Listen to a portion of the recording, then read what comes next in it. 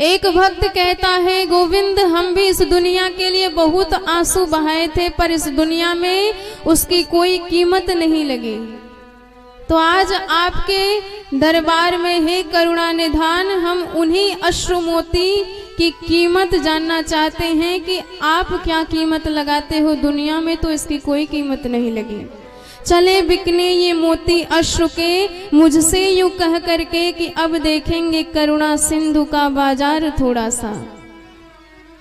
तो हमारे सरकार ने कीमत लगाई।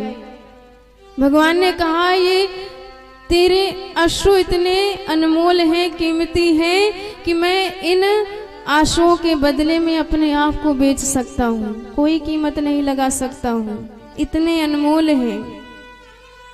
अविक्रीणेते स्वमात्मानं भक्तेभ्यो भक्तवत्सलः, वही भक्तवत्सल भगवान अपने भक्तों के हाथ में बिक जाते हैं। जरा से अश्रु क्या निकली कि गोविंद सह नहीं पाते हैं।